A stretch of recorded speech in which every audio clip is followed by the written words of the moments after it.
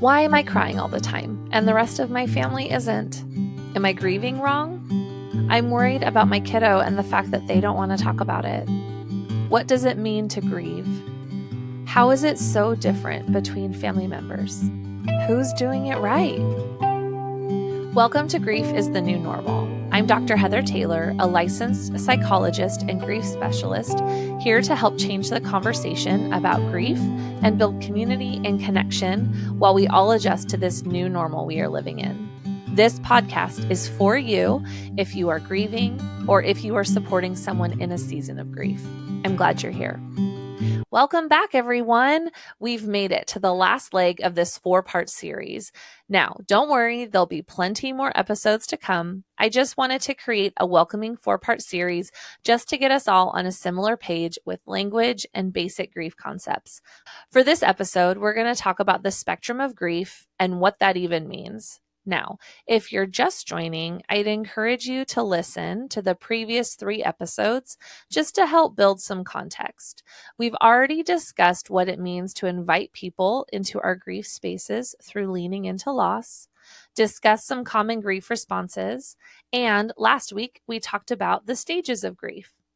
As many of us are increasingly familiar with the concept of a spectrum and how many of us fall on different spectrums in different ways, grief is no different.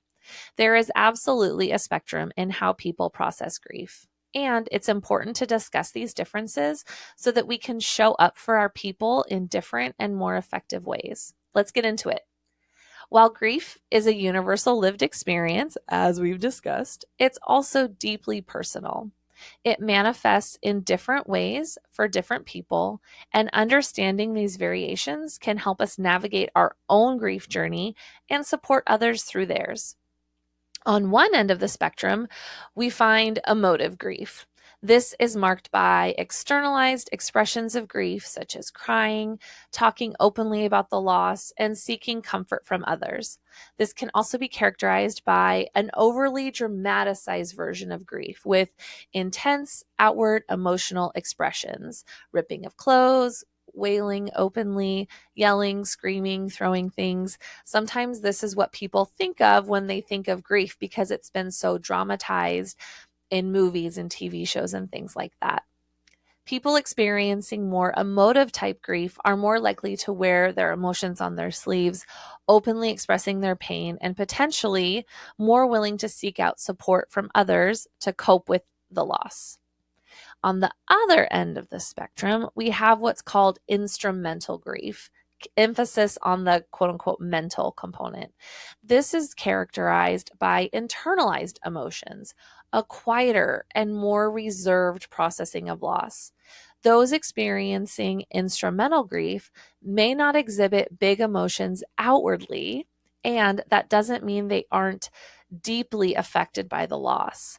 Instead, they tend to think and feel deeply, processing their emotions internally. They are reflecting on memories, maybe watching shows or listening to music that reminds them of their loved one. They are thinking about, reflecting on, rebuilding their internal world to take into effect these outward changes. What's challenging with this end of the spectrum is that there can be assumptions that instrumental grievers are not quote unquote as sad or quote unquote feeling it as much or quote unquote didn't love the deceased as much because it's a quieter style of grieving than the emotive end of the spectrum. It's important to recognize that neither form of grief is better or worse than the other. Both ends of the spectrum have equal weight. They are simply different ways of processing loss, and individuals may move along the spectrum depending on the day, the week, the hour. It's important to not make assumptions about how someone is feeling in their grief because of their level of external processing. The internal world is just as rich and important as the external one. One system that can be impacted by the spectrum is a family system. Within a family, you may find members who fall at different points on the grief spectrum. For example, say a family lost one of the primary caregivers. While two of the siblings may be more emotive in their grief, the third sibling might be more instrumental. These differences can sometimes lead to misunderstandings, comparisons, or conflicts as each family member navigates their grief in their own way. The remaining parent might even feel worried or confused about why two kids are crying and one isn't. So they mention that to their kid's therapist, like, I'm worried, quote unquote, Johnny isn't talking about it, isn't crying like his sisters. And so that can create a false sense of concern or worry because Johnny is still feeling it just as deeply. It's just he's maybe not journalizing it in the same way as his other two siblings are. We'll come back to Johnny in just a minute. Another thing to think about is the remaining caregiver might grieve differently than the kids. And so there is a belief that I need to make my grief match my caretaker or older sibling or a role model, when really we naturally do what feels best to us, and it's not better or worse than how someone else is grieving. It just is going to look different. Having compassion and understanding for the different ways people grieve can help with adjusting to the new normal. Because when you see a family member grieving differently, it can bring up those questions or insecurities about, am I doing this right? Did I not love them as much because I'm not crying? Or feel the need to minimize our grief because it's not taking up as much space as someone else's. And so we don't feel like our grief is as valid as maybe someone who's expressing it in a bigger, different way. Another piece of the puzzle to consider is introversion versus extroversion. Now, just because an extrovert historically desires to be around others doesn't mean they are going to be the emotive style of griever. Same with an introvert being more of an instrumental griever because they want things more internally. It depends. It depends on the person, where they're at developmentally, the relationship with the loved one, the relationship with the person they're going to share about their grief with, the work they've already done, etc.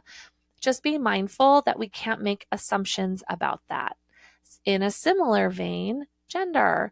We cannot make assumptions of how someone is going to grieve based on just because, in the example with Johnny and his two sisters, I was using a hypothetical example where, Johnny, as the male identified individual in the sibling relationships, he's more of an instrumental griever that can be characterized as that quiet, stoic, not crying type grief.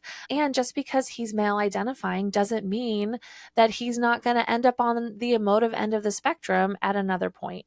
Similarly with his sisters or female identified siblings, and with non-binary or transgender, like, you can't make assumptions about how someone's going to grieve based on gender identity. It's all going to depend. It's going to depend on the person and how it best serves them to process their grief, whether that's in the middle, where similarly with when we talk about introversion and extroversion, some people ride that middle line. It's the same thing with grief. Some people ride that middle line where they're not a full emoter or they're not a full instrumental. Like, it depends based on the person, the situation, the relationship. It's all of these different factors.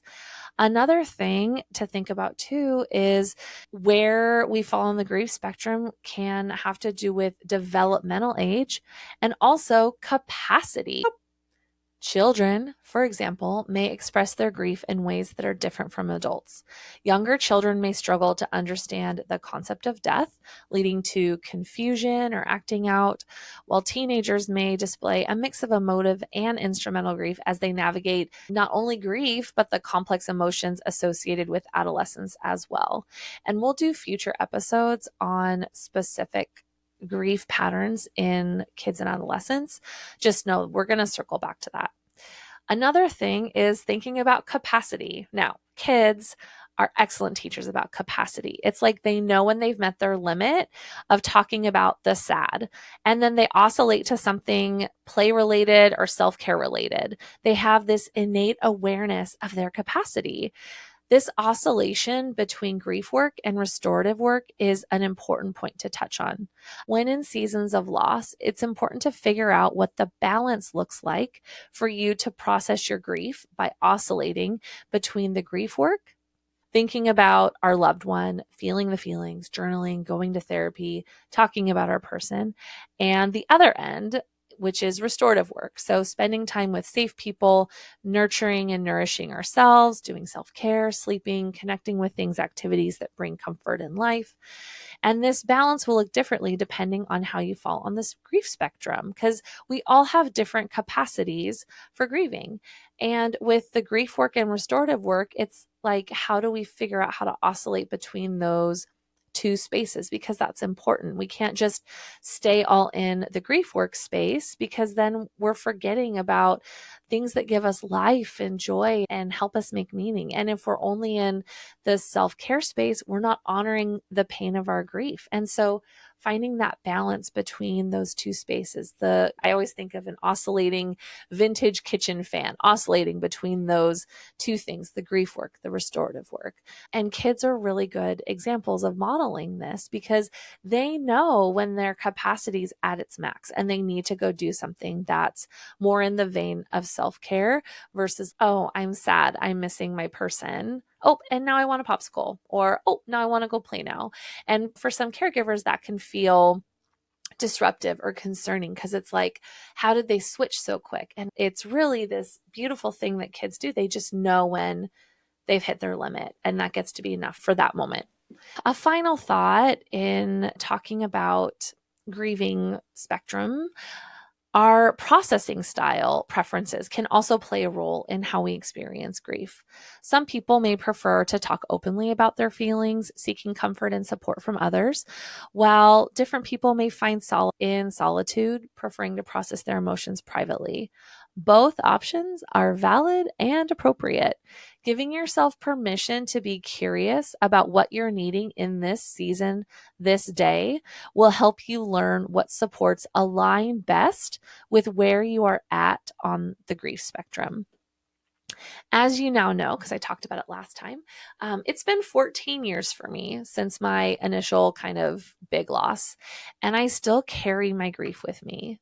And in November, my grief cadence leans more into the instrumental, with internal processing, thinking about my person more, feeling sad that they're not here and they won't get the chance to know my kids.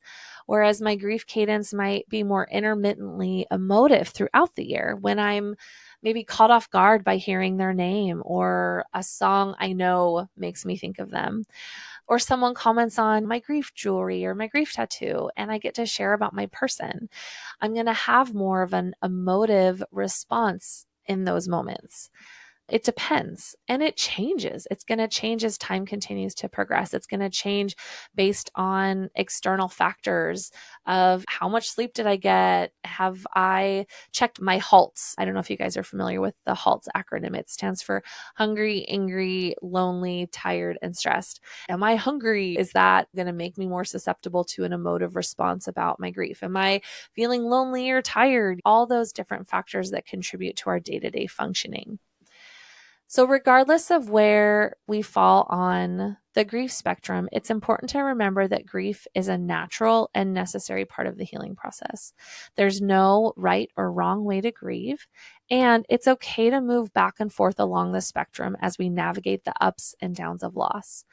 And it's not always a conscious awareness that we're navigating on that spectrum. It just happens. I think we talked about that a little bit in the first episode, is grief can be sneaky sometimes. It surprises us when it hits, because we can't predict it. And that's one of the things that makes it hard, is learn to ride those waves of grief and understand where we're at in the spectrum, and that our needs for support and care are going to change based on where we're at in the spectrum on that day. And I know it can probably feel frustrating that I just keep saying it depends. And there's so much variety in the human experience that it has to be an it depends situation. So thank you for joining me on this journey through the spectrum of grief today. This was part 4 of our 4-part series.